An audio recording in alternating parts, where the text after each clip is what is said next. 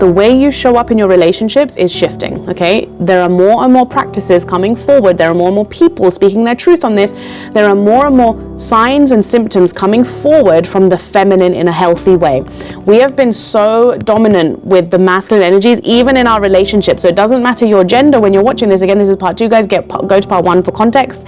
But if you are a woman in a relationship and you've been operating in that relationship, predominantly 80% of your relationship has been coming from your masculine energy, then you are now going to find it quite difficult, quite uncomfortable, shifting into more of the feminine in your relationship. And that's okay. We all have to go through this. I went through this with my soulmate as well.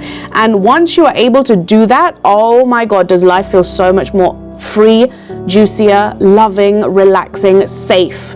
Okay, and the key word coming through is safe right now.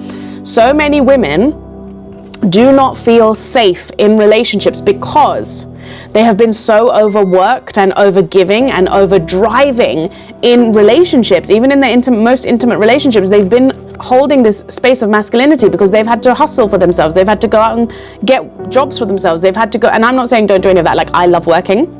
I love making my money. I love doing all that stuff, but I require a partner to provide. If he's not providing in any way, emotionally, financially, like all of the ways, psychologically, then I don't want it. Okay, that's a new standard, and that's the feminine. When you're truly in your healthy feminine, you set a new standard. You're not afraid to voice your truth to the masculine. If the masculine is reacting in a way that is reactive, instead of holding space and just letting you vent, because that's what the feminine requires, okay?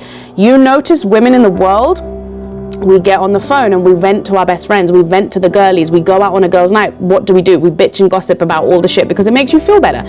You need to release it from your body, and the way you release is through voice, through sharing, through the throat chakra. Men don't need that. Men get physical because they're physical beings. Biologically, they are literally wired to hunt. Women are not. So doesn't matter whether you want to argue about this amongst yourselves, but that is the truth energetically, and science proves that. So when we are talking back to the inner feminine, our inner job is to literally just share and voice and vocalize every emotion that is moving through our body, because emotions are an energy.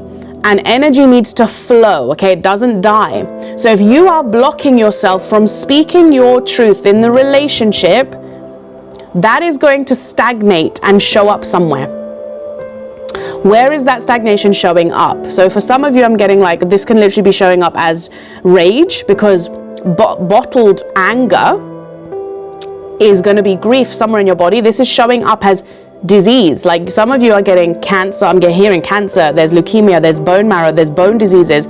There's literal burnout. There's like miscarriages. There's all sorts of different things that are coming through your body as a symptom of you not sharing your truth and voicing your needs.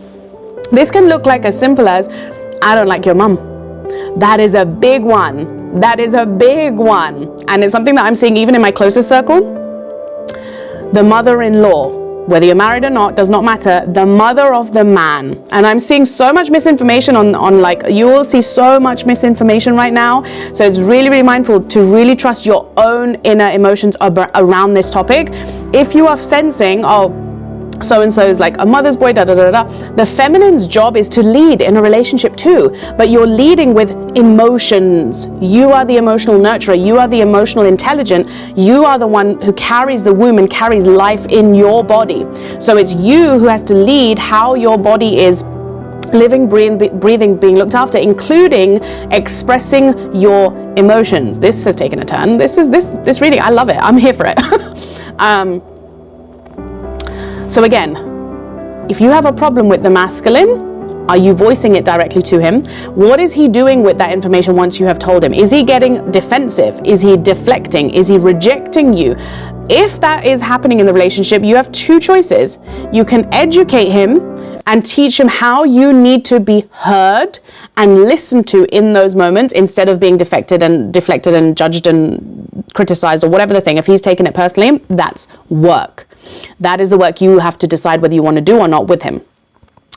Once it happens more than once or twice, then that's your decision to whether you want to stay with this person who's showing you the signs that he is not going to change and hold that space for you. Because men, again, make that choice. Go to the next part.